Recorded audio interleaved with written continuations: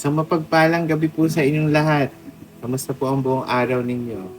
Kamusta po kayo kaninang tanghali? Ano po ang mga ginawa nyo? Ano po yung mga minerienda nyo? Ako, naniniwala po ako na yung pag-uumpisa po ng ating umaga ay talagang talagang ako po ay na-bless po talaga ako dun sa salita, no? Kaya pagpapatuloy po natin yung pag-aaral dito o pagde-devotion po dito, ang pinakamagandang encouragement po na lagi nating maaalala ay yung salita talaga ng Panginoon ay punong-puno ng pangako. Kaya magandang gabi po, no? Habang po tayo nagmumuni-muni tungkol sa mga nangyari ngayong araw, maaaring may mga tagumpay, ngunit maaaring may pagkakamali o pagsubok din po, no? Ano man ang ating naranasan, ito ang katiyakan natin. Ang Diyos ay hindi nagpapabaya sa mga mahal niya at sa mga nakakalugod sa Kanya, no? Hindi nagpapabaya ang Panginoon ay hindi kailanman niya tayo bibitawan. Okay? No? Bago tayo mag-aral ng salita ng Panginoon, tayo po manalangin. Panginoon, maraming salamat sa inyong pag-ibig, salamat sa inyong gabay, sa maghapong ito. Panginoon, marahil may mga mali kaming naging desisyon o nadapa kami sa aming pananampalataya. Ibangon niyo po kami ulit, Panginoon. Ilagay niyo po ulit kami kung saan niyo po kami gustong dalhin at ayusin niyo po yung dadaanan namin, Panginoon. Dahil alam po namin, Panginoon, ang tanging gabay niyo lamang ang makakapagdala sa amin sa tagumpay. Kaya, Panginoon, ngayong gabi, bago po kami matulog, bago po kami talagang magpahinga, ah, magpapahinga muna kami ng merong bagong perspective. Meron po kami nga asahing kinabukasan. Kaya Panginoon, maraming salamat sa inyong pagmamahal sa buhay namin. Salamat Panginoon sa inyong kabutihan talaga sa buong linggo, buong maghapon na ito. Salamat Panginoon. Sa pangalan ni Jesus, Amen. Amen, no? Basahin po ulit natin ang salita. Salmo chapter 37, verse 23 hanggang 24. Ginagabayan ng Panginoon ang bawat hakbang ng taong matuwid na ang buhay ay nakakalugod sa Kanya. Matisod man siya ay hindi siya mabubuwal dahil hinahawakan siya ng Panginoon. Ang tanong ko po sa inyo, sino po ba dito yung nagagalak na meron kasiguraduhan na hindi tayo kailanman pababayaan ng Panginoon? Hindi kailanman nahahayaan tayo ng Panginoon na madapa at malugmok o mahayaan masugatan o hindi na makatayo muli, no? Ang sarap po sa pakiramdam, no? Sa Salmo chapter 37 verse 23 hanggang 24, malinaw po na ipinapakita ng Diyos ang humahawak at tumutuwid sa atin mga hakbang ay siya po. Siya po talaga, wala pong iba.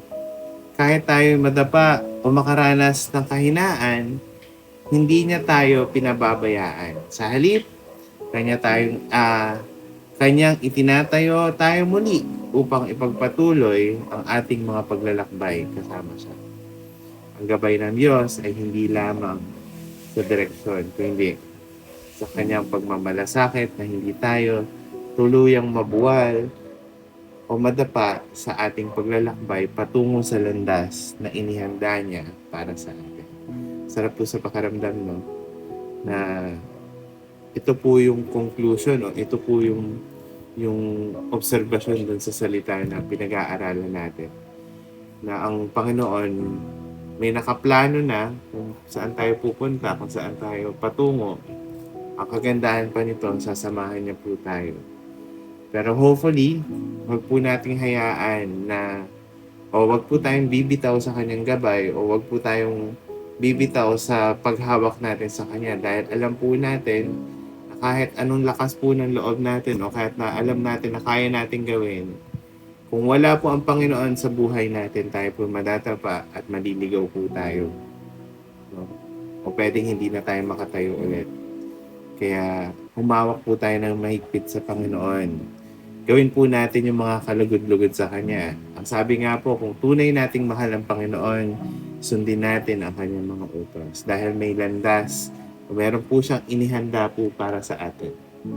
No? Kaya sa ngayong gabi po, bago po tayo magpahinga, patuloy po tayo mag-reflect sa Kanyang salita. No? Ito po yung mga tanong. Paano mo naranasan ang hawak ng Panginoon ngayong araw na ito? At ano ang natutunan mo mula sa kanyang paggabay, no? Alam po, marahil sasabihin natin, paano po ako matututo sa kanyang, may matututunan sa kanyang gabay? Hindi ko naman po nararanasan. Baka hindi nyo lang po talaga na-appreciate ang lahat ng bagay sa buhay o sa mga nararanasan natin. Hopefully, mas makita nyo po yung bigger side ng mga maliliit na bagay. Kasi mga malalaking hakbang po ng Panginoon yun sa buhay natin. No?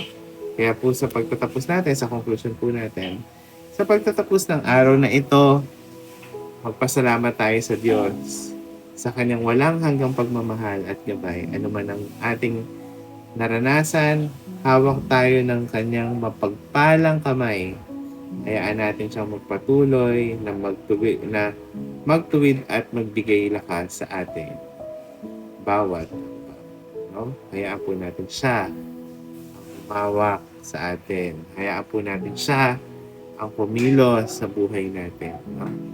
Kaya ngayong araw pong ito, ngayong pong gabi, patuloy po natin panghawakan ang kanyang pangako. Patuloy po natin hawakan ang pag-ibig ng Diyos. At hayaan po natin siya ang gumabay sa atin sa landas kung saan may prepare po siya sa atin. No? Kaya sige po, tayo po'y manalangin. Panginoon, maraming salamat sa iyong gabay at pagtutuwid sa amin. Sa kabila ng aming pagkukulang, salamat dahil hawak mo pa rin kami. At hindi mo po kami hinahayaan na tuluyang mabuwal o talagang tuluyang maligaw. Sa aming pagpapahinga ngayong gabi, patuloy niyo po kaming patatagin at ihanda para sa panibagong araw bukas. Kaya Panginoon, salamat po sa inyong pag-ibig, salamat po sa inyong sa inyong awa, Panginoon, at sa inyong grasya. Patuloy niyo pong pagalingin ng aming mga kapatid na may nararanasang sakit. Patuloy niyo po silang bigyan biyaya, Panginoon. Kayo po ang mag-provide ng mga pangangailangan ng mga kapatid po nito. Kaya salamat, Panginoon, sa pangalan ni Jesus. Amen and amen. No? Salamat po sa nakinig. Salamat po sa inyong lahat. Magkita-kita po tayo bukas ng umaga. God bless you po.